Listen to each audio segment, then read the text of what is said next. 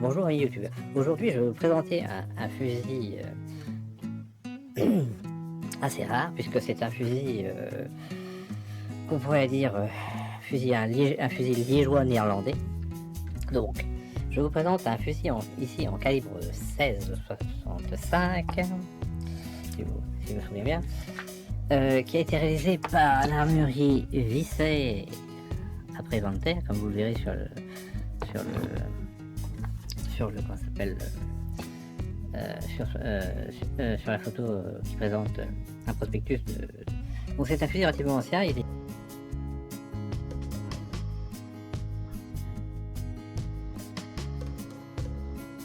est des années 1922 ou 23 si on croit la nomenclature, et donc il est en excellente condition.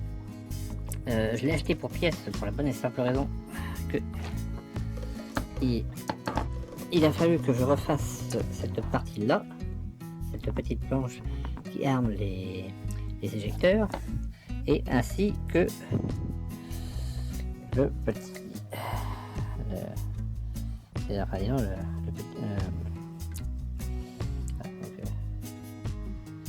que je refasse ces deux pièces.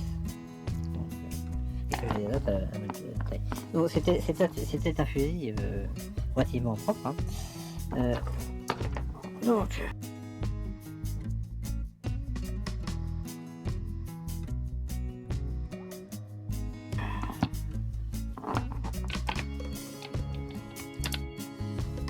alors il avait les bois avaient été, donc j'ai rebondé le canon, j'ai poli la bascule, nettoyé le mécanisme très légèrement, et j'ai surtout atténué la technique du Bolton, parce que c'était une crosse qui a dû être attaquée par un chien, et il y avait des grosses traces on les voit ici, mais bon je les ai atténuées par la technique du Bolton, mais bon donc. Alors ce fusil est intéressant parce que c'est un fusil qui possède de très jolies gravures. Ces gravures ont été réalisées par Monsieur Visser, qui en plus d'être armurier était un artiste graveur et peintre et aussi décorateur. Donc il s'en trouve que c'était un homme qui possédait plusieurs cordes à son arc, et donc c'était un armurier. Et donc comme c'était un homme de goût, il achetait pour faire ses fusils les meilleures pièces disponibles sur le marché. Et donc je vais vous démonter le fusil. Donc c'est un calibre 16 avec un système d'ouverture, enfin c'est un box lock avec un système d'ouverture de style anglais.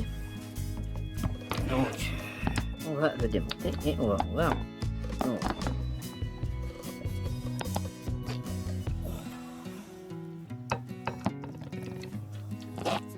Donc sur la bascule, il y a les poinçons habituels, donc il y a le pylône de liège, le PV pour les poudrives, la petite portée avec l'étoile pour indiquer que c'est une arme éprouvée au poudre noir, le Y indique la marque du contrôleur qui permet de dater l'arme, et donc c'est une arme des années 1921 ou 22.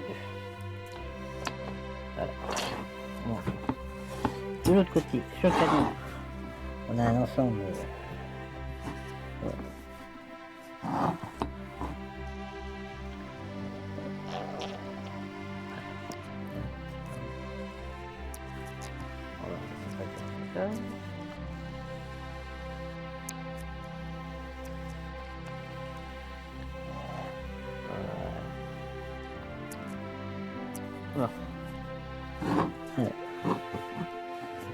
donc ici on a le Y, on a le oméga qui nous donne, le Y c'est l'oméga, enfin la lettre Y qui nous donne la date de fabrication.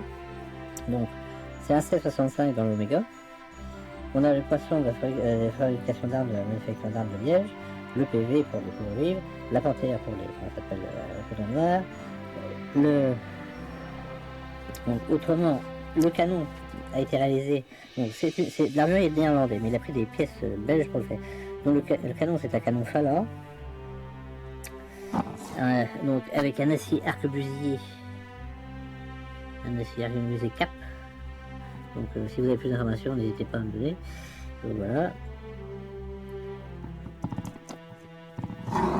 Donc l'armurier Visser, lui, a fait les gravures sur cette arme.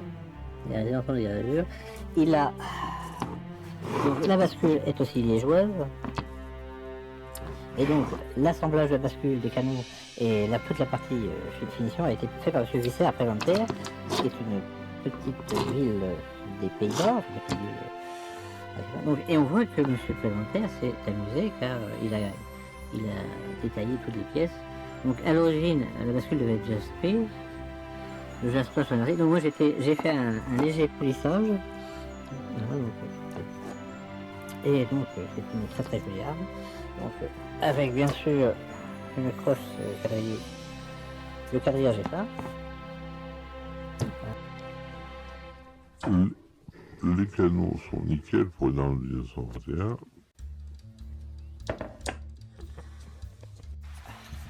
Donc ici je vous ai mis un autre fusil en calibre 16,65 qui lui est un fusil typiquement liégeois et on remarque la grande similitude par rapport aux bascules. Donc ici c'est un fusil Brit avec des canons Jean Falla et donc vous voyez que il est marqué Belgique. Donc ici c'est un les fusils sont très ressemblants, hein, le système d'éjection est similaire. Et ici aussi c'est canons Jean Falla. Donc Monsieur Visser à Deventer a acheté certainement le canon chez Jean Falla parce que c'est signé et la bascule chez Brit. Et ensuite il a lui-même fait les gravures et justement pour obtenir une pièce adaptée.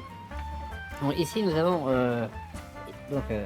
le Brit qui est plus bas là, c'est un fusil qui lui est plus pour la noblesse, puisqu'on voit qu'il n'y a pas de, ou pour le marché anglais, car il n'a pas de quoi s'appelle de grenadier. Le fusil néerlandais, lui, malgré que ce soit un fusil de luxe, il ne faut pas noter, parce que bon, pour obtenir ce genre de finition sur un fusil dans les années 30, il faut des mois d'atelier. Voilà, bon. Mais bon, c'était un fusil qui était destiné à un marché plus néerlandais que anglais, car il n'y a pas les fameuses... car il y a les grenadiers. Voilà, donc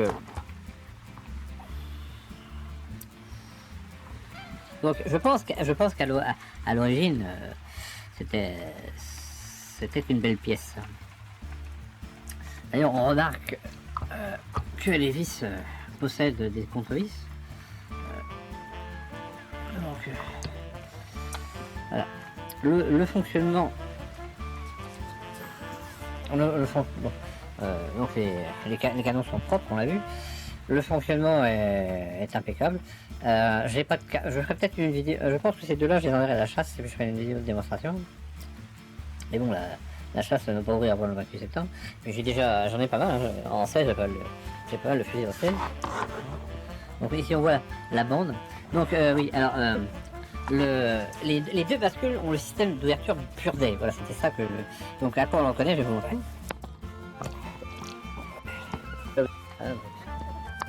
Voilà l'ouverture pure day. Voilà. Verrou. Avec un verrou. Puis verrou. Et bien.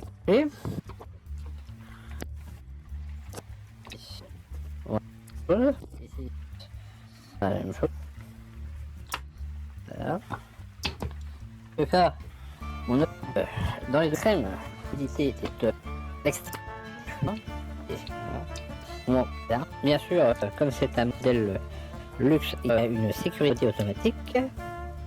Donc quand vous l'ouvrez, forcément. Voilà.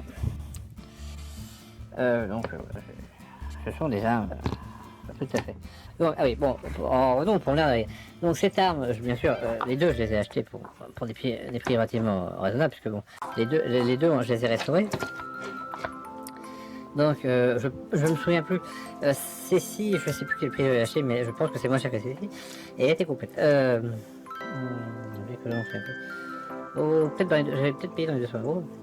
Donc, celui-ci, je l'ai acheté 114 euros plus 30 euros de port. Et ou 140, je sais pas, ouais. C'était important parce que bon, une arme de cette qualité de fabrication, pour monter au minimum dans les, je dirais, minimum 500 euros pour obtenir à l'heure actuelle, et je ne parle même pas si vous voulez obtenir une arme moderne à l'heure actuelle, là il faut compter dans les 2-3 000 euros pour un fusil de cette sélection. C'est hors de perspective. Donc ici j'ai rajouté, il y a une crossbow tout, j'ai rajouté une crossbow sur l'idée. Donc ce sont des belles pièces.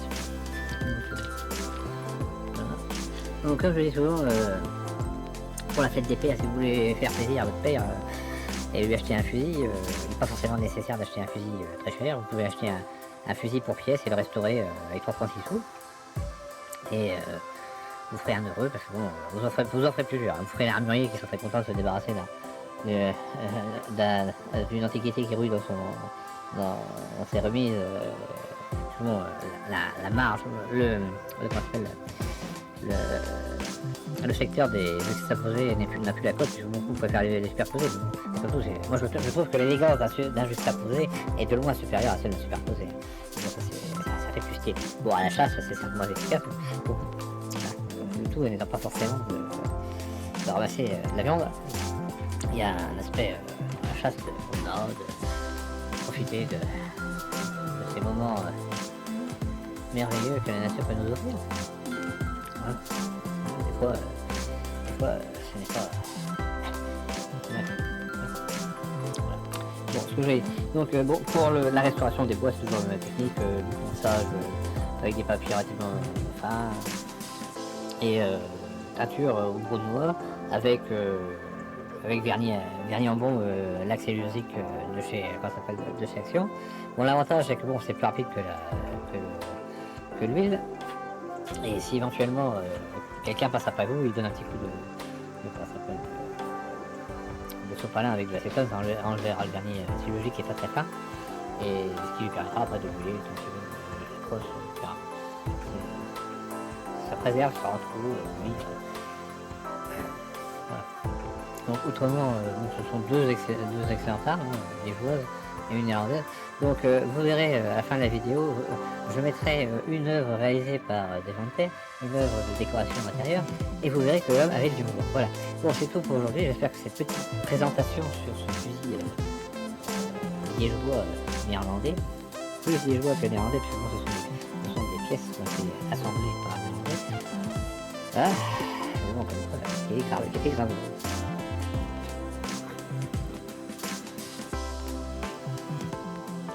Pas un gros caméraman.